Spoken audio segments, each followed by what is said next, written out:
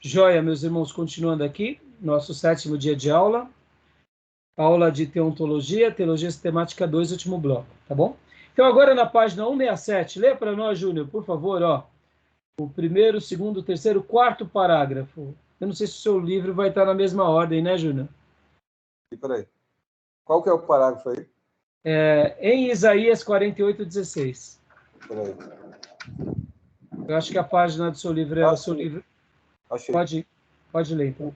Em Isaías 48:16, aquele que fala, ao que tudo indica, o servo do Senhor, afirma: agora o Senhor Deus enviou a mim o seu Espírito. Aqui o Espírito do Senhor, assim como o servo do Senhor, foram enviados pelo Senhor para uma missão particular. O paralelismo entre os dois objetos enviados, a mim e o seu Espírito, é compatível com a interpretação de que são pessoas diferentes. Parece significar mais do que meramente o Senhor enviou a mim e o seu poder. Na verdade, do ponto de vista completo do Novo Testamento, que reconhece Jesus, o Messias, como verdadeiro servo do Senhor, predito nas profecias de Isaías 48:16, carrega implicações trinitárias. Aspa. Agora, o Senhor Deus enviou a mim o seu Espírito. Fecha aspas. Enviou a mim e o seu Espírito. A mim e o seu Espírito. Ser dito por Jesus, o Filho de Deus, menciona as três pessoas da Trindade. Ou seja, né, o texto sagrado, irmãos, é tão claro essas construções que não dá dúvida para mostrar sobre essa questão da pluralidade, né? E agora leia para nós também as primeiras frases aqui do Além do Mais. Além do mais, diversas passagens do Antigo Testamento a respeito do anjo do Senhor subentendem uma pluralidade de pessoas em Deus. A palavra traduzida por anjo, hebraico malak, significa simplesmente mensageiro. Se esse anjo do Senhor é um mensageiro do Senhor, ele é então diferente do próprio Senhor. No entanto, em algumas passagens, o anjo do Senhor é chamado de Deus ou Senhor. Vários versículos. Ou seja, e aí a gente já trabalhou isso em classe, a gente já falou um pouco sobre essa questão, mostrando que o anjo do Senhor era o próprio Filho, era o próprio Jesus, ou seja, era Deus. Deus. Era o próprio Deus aparecendo entre eles. Beleza até aí, meus irmãos? Tudo bem? Até aí, tranquilo? Estou vendo que os irmãos estão mais tranquilos com relação a essa temática, né? E o livro ele vai ser bem completo, ele vai trazer bastante luz, né, sobre essa questão. Vamos ler agora a página 168. Gil, leia para nós 2. A revelação mais completa da Trindade no Novo Testamento. Revelação. Ok. A revelação mais completa da Trindade no Novo Testamento. Quando começa o Novo Testamento, entramos na história da vinda do Filho de Deus à Terra. Era de esperar que esse grande acontecimento se fizesse acompanhar de ensinamentos mais explícitos sobre a natureza trinitária de Deus. E de fato, isso que encontramos. Antes de analisar a questão com pormenores, podemos simplesmente listar várias passagens em que três pessoas da Trindade são mencionadas juntas. Quando do batismo de Jesus, eis que lhe se abriram os céus, e viu o Espírito de Deus descendo como pomba, vindo sobre ele. E eis uma voz do céu que dizia: Este é o meu Filho amado, em quem me comprazo. Mateus 3:6 ao versículo 17.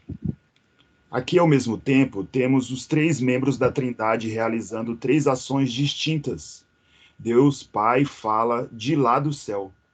Deus Filho é batizado, e depois ouve a voz de Deus Pai vinda do céu. E o Espírito Santo desce do céu para pousar sobre Jesus e dá-lhe poder para seu ministério. Dá uma pausa aqui. Meus irmãos, essa outra passagem aqui, é isso que eu tinha dito, irmã Cleusa. A gente tem que deixar o texto bíblico falar. Aqui é tão claro que há uma combinação da Trindade aqui. E olha que interessante, o Espírito Santo ele é apresentado aqui de uma forma como uma pomba.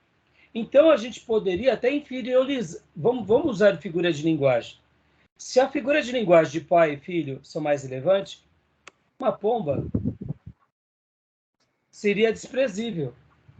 Ou seria uma figura de linguagem que não representaria muito bem o Espírito Santo. A questão aqui não é, de fato, a representatividade ou o grau de importância. Poderia ser como um leão vindo sobre Jesus.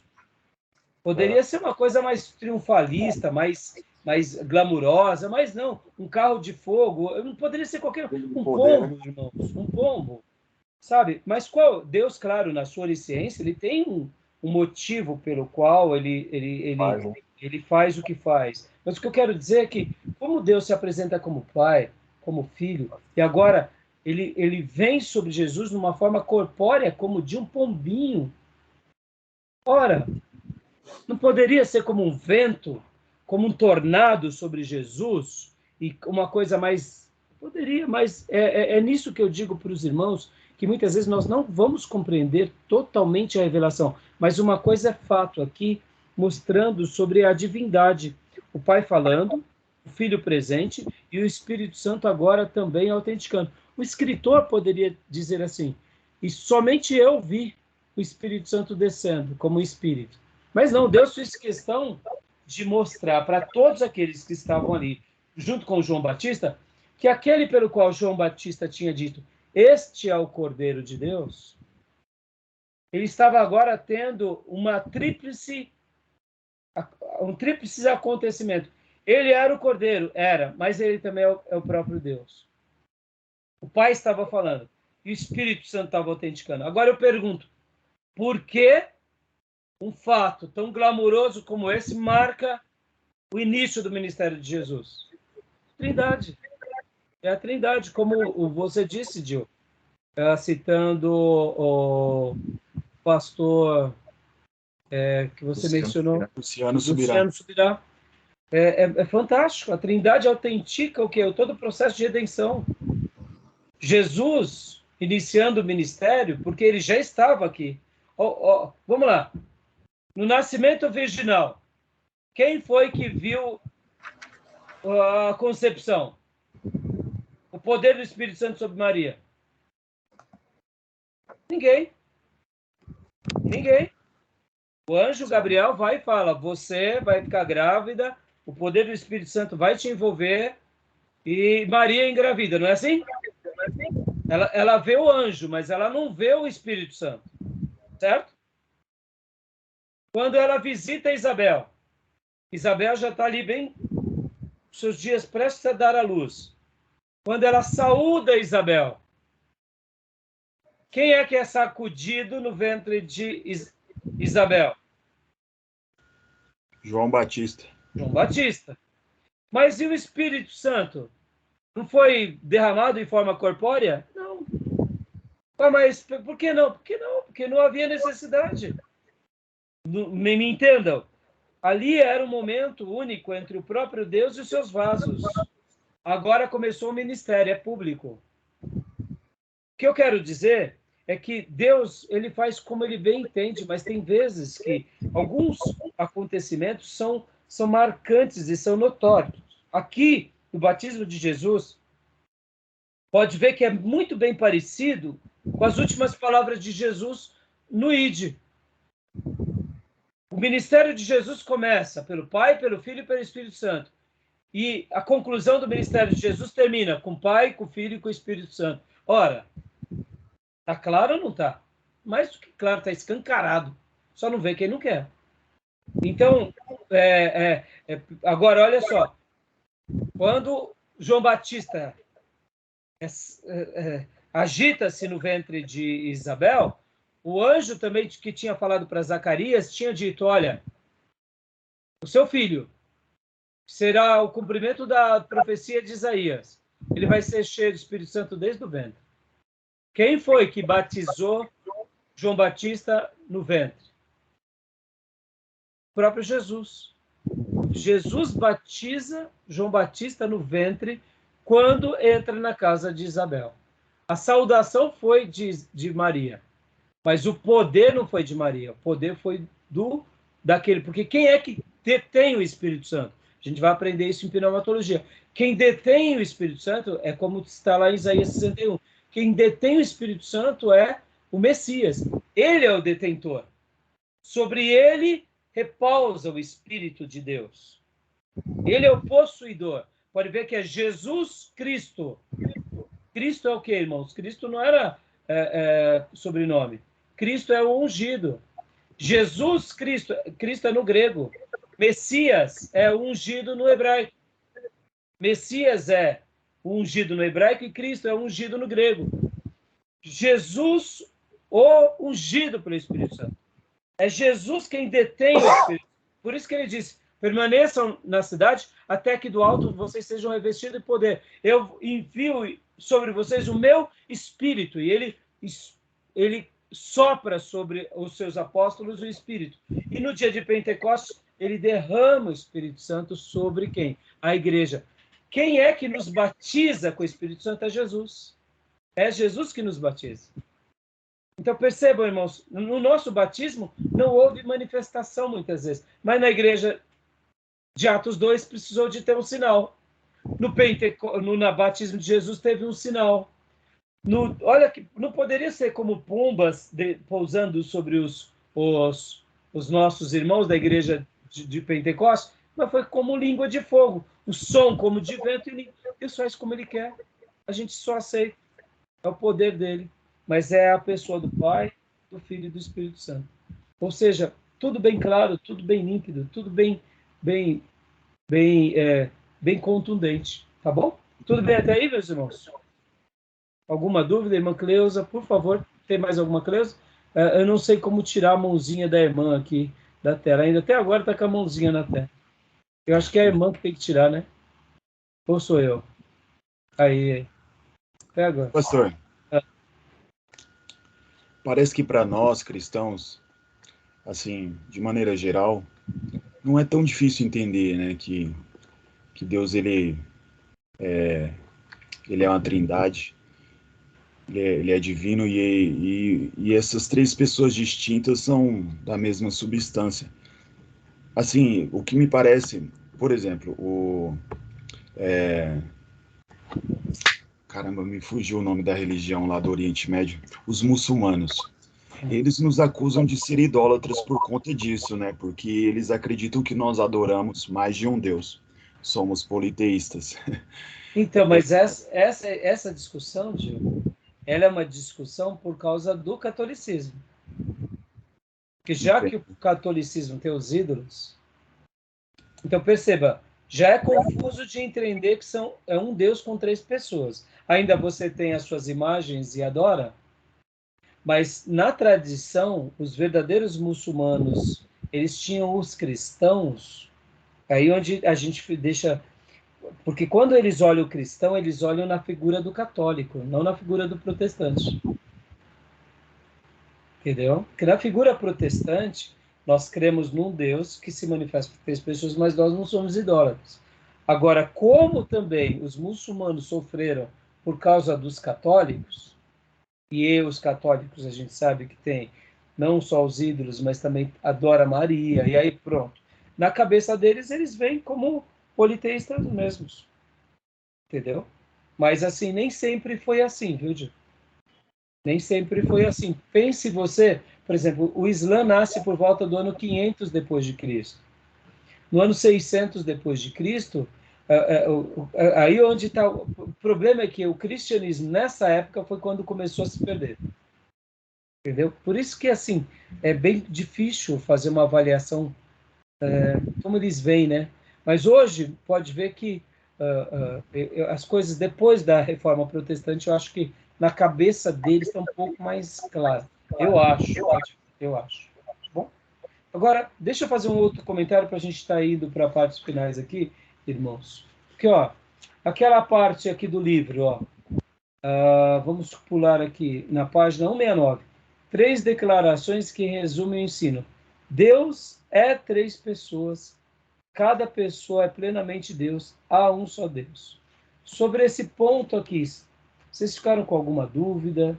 Vocês ficaram com alguma ponta assim que vocês falam assim, puxa, aqui eu não entendi muito sobre essa questão? Eu grifei essas 3 palavras porque ele quis resumir, né? Tudo É o resumo, né? isso.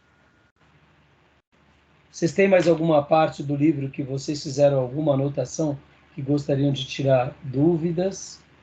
Porque, assim, eu queria, assim, trabalhar com vocês, mas eu estou vendo que vocês, de uma forma bem legal, estão compreendendo com bastante exatidão e não estão tendo dúvidas sobre essa questão. Tá tudo tranquilo? Tranquilo, pastor. Tá? Então, para eu poder então entrar nos apontamentos finais, deixa eu fazer aqui algumas observações do livro. Ó. Vamos abrir aqui. Vamos assim, ó. Deus é 3 pessoas, página 69, tá? Até aí, ele vem falando que o fato de ser Deus 3 pessoas significa que o Pai não é o Filho, são pessoas distintas. Significa também que o Pai não é o Espírito Santo, mas são pessoas distintas. E significa que o Filho não é o Espírito Santo. Essas distinções se mostram em várias passagens citadas na sessão anterior, bem como em muitas outras passagens do Novo Testamento. E aqui ele começa falando de João 1:1, mostrando que o Filho é Deus. Tá. Agora, onde eu queria fazer algumas observações é aqui com vocês. Ele vai falar aqui no 1, 2, 3, 4, no 5º parágrafo. Alguns já questionaram se o Espírito Santo é de fato uma pessoa distinta e não simplesmente o poder ou força de Deus em ação no mundo. Mas as evidências do Novo Testamento são bem claras e fortes. Primeiro, há os diversos versículos mencionados acima, que o Espírito Santo é revelado em coordenada relação com o Pai e o Filho. E aí os textos bíblicos. Como o Pai e o Filho são ambas pessoas, e expressão coordenada indica fortemente que o Espírito Santo também é uma pessoa. Depois, há trechos em que o pronome masculino ele, no grego ekeinos, se refere ao Espírito Santo, o que não seria de esperar em face das regras de gramática grega, pois a palavra espírito é neutra, não masculina. E a ela normalmente se alude com o pronome neutro ekeiko. Ou seja, até a maneira que o grego vai ser trabalhado é mostrando que o Espírito Santo também é uma pessoa. Aqui o último parágrafo. Outras atividades pessoais são atribuídas ao Espírito Santo, como ensinar, dar testemunho, interceder, orar, sondar as profundezas, conhecer os pensamentos, decidir, conceder certos dons para alguns e outros para outros, proibir ou não permitir determinadas atividades.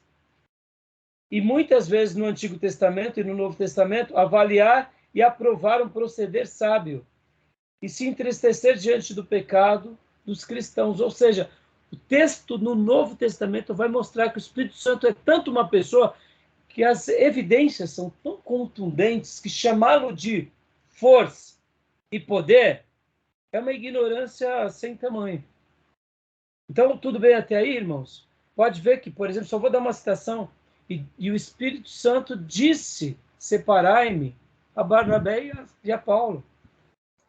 O próprio Pedro dizendo, vocês não mentiram a mim, mas mentiram ao Espírito Santo, com Ananias e Safira. Então, as evidências são as mais contundentes.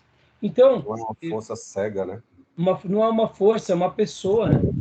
Exatamente. Então, agora aqui, o que eu queria também destacar aqui, irmãos, era essa última, antes aqui do 2, né, na parte 171 tem o 2, né? E tem ali,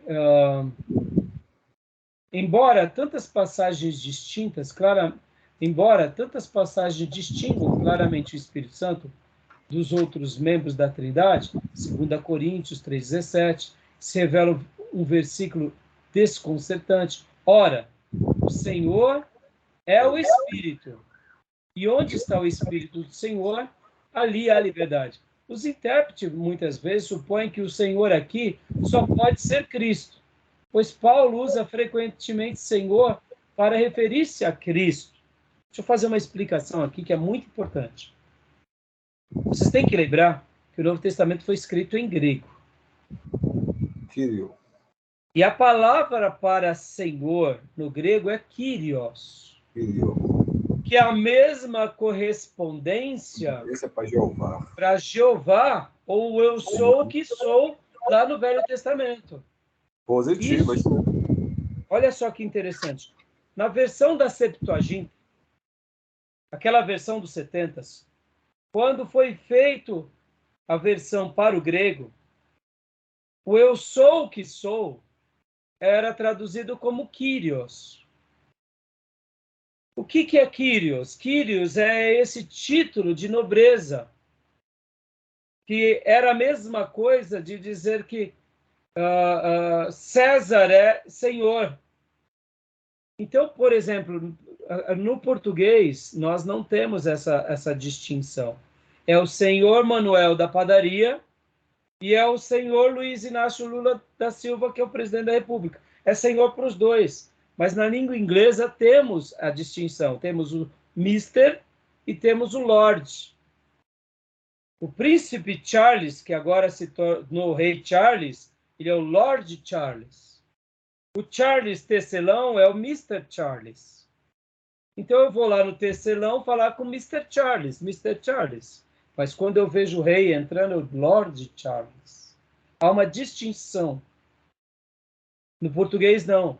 Então, no grego, todas as vezes que Paulo e os escritores estão falando sobre Senhor, eles estão chamando de Kyrios. Eles estão chamando de Senhor.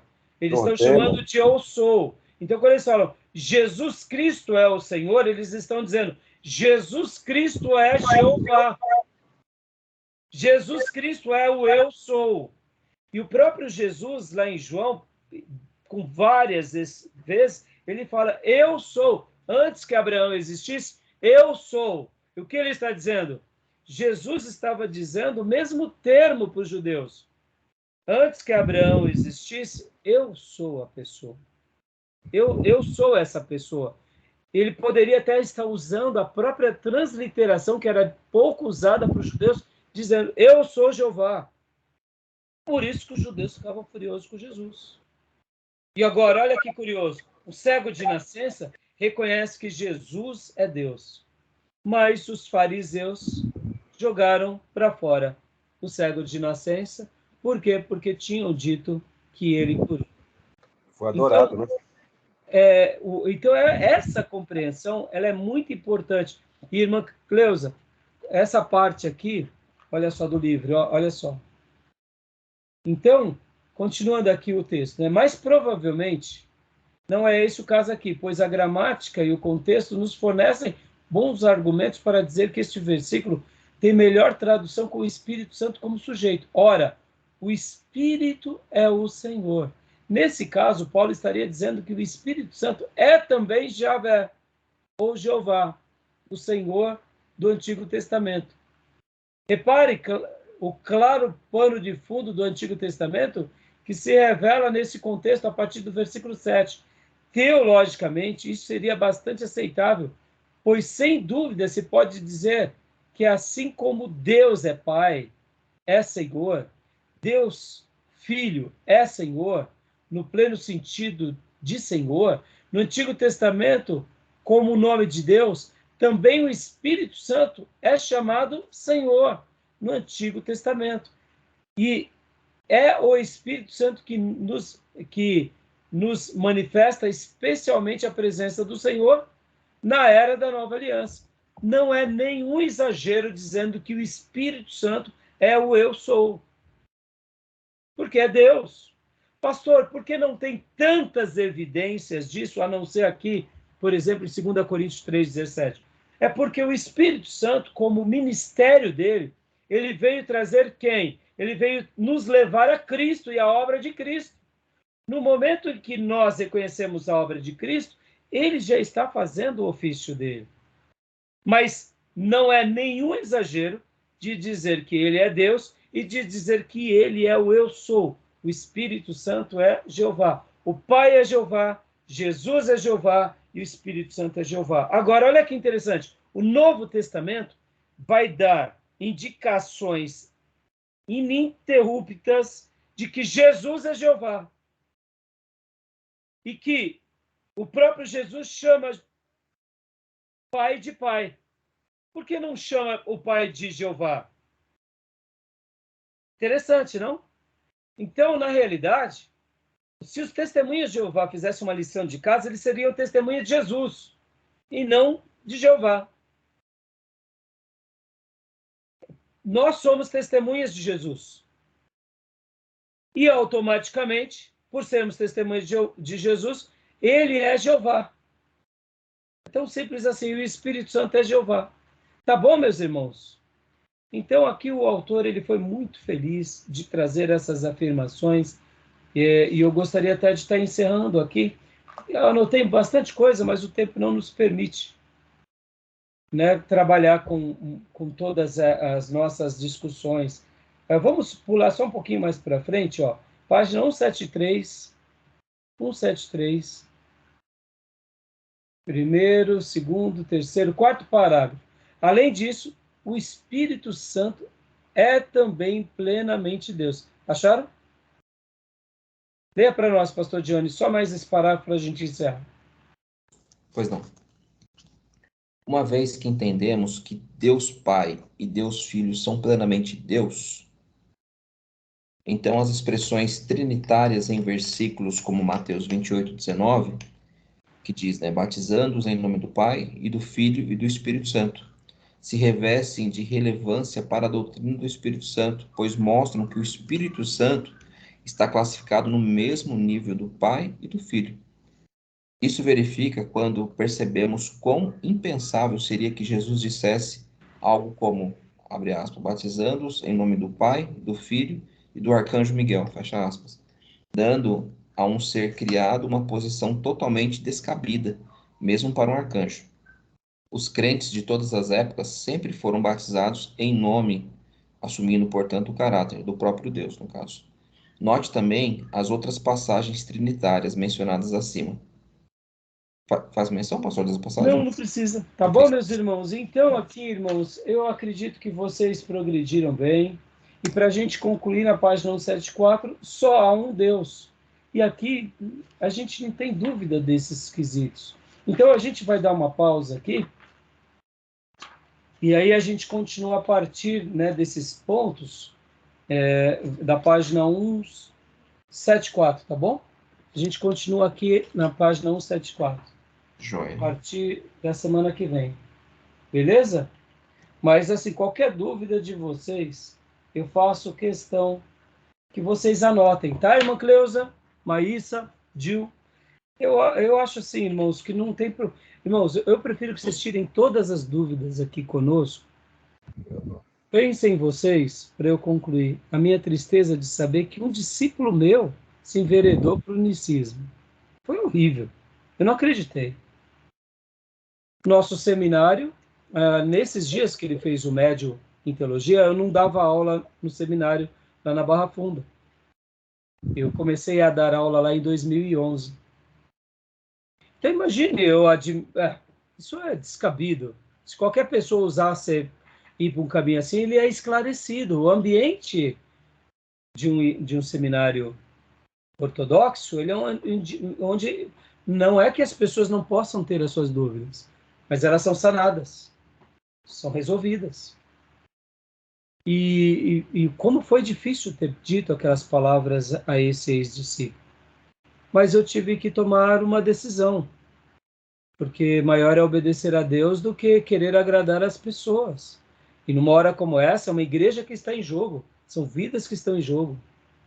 Então, eu prefiro que vocês tirem todas as dúvidas aqui nas aulas depois, porque esse assunto tem a ver com a pessoa de Deus. Isso é muito relevante. Não é uma coisa para a gente tratar com, é assim porque é assim. É assim porque é assim, pela fé, mas vamos entender não o que é a Trindade, mas como a revelação nos trata desse assunto, como ela nos apresenta. Diante do que ela nos apresenta, creiamos ou não. Eu quero esperar que todos vocês creiam, mas a gente precisa ter essa compreensão. Então, não fiquem constrangidos, não tenham dúvidas, não abordem aqui na aula, no pessoal. Eu sei que a gente está gravando. Se uma hora a gente precisa tirar dúvidas sem gravação, a gente tira, para não constranger ninguém. Porque, irmãos, são assuntos que são muito importantes. Por exemplo, eu vejo que vocês não tinham e não têm assuntos com relação à palavra de Deus. Mas, de repente, poderia ser um aluno que tivesse.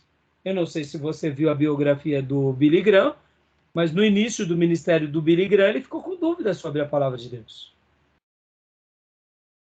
E ele, durante meses, teve que tomar uma decisão. Se ele ia defender que a palavra de Deus era a palavra de Deus de Gênesis Apocalipse, ou se ela continha. E ali ele teve que ser esclarecido. Graças a Deus, Billy Graham tomou o passo de defender a Bíblia, e eu creio que o Espírito Santo de Deus honrou ele, né? Ou não? Atraindo milhares de vidas. Mas quantos não são seminaristas que se enveredam para o liberalismo? Que a palavra de Deus contém, que a Bíblia contém a palavra de Deus, mas ela não é. E aí pronto. Então, meus irmãos, a gente tem que fazer algumas escolhas. Eu fiz as minhas e eu quero poder passar para vocês e para o maior número de pessoas. E, né, então, assim, não tenho medo de tirar aí as dúvidas, tá bom? Então, nós teremos ainda a 8ª aula sobre a Trindade e a 9ª aula e a 10ª aula nós estaremos concluindo o livro. Beleza? Tá bom? Fechado? Alguma dúvida? Não. Não? Não. Tá bom. Tá joia? Então me procurem no particular, porque é legítimo as dúvidas, tá, meus irmãos? Claro. Beleza? Claro. Então, Tá meus bom. irmãos, que Deus abençoe. Uma excelente quarta manhã para vocês e, querendo Deus, nos vemos na quinta, com a graça de Deus, tá bom? Amém. Graça e paz, Amém. meus irmãos. Graça e paz. Todos. Deus Graças a abençoe a Deus. todos os E uma irmãos. boa noite para os meus irmãos. Muito quente. Uma noite quente, com Abençoe. bastante água. Só Jesus. Deus abençoe, meus irmãos. Amém. Deus abençoe, gente. Graças e paz. Amém. Passa aí para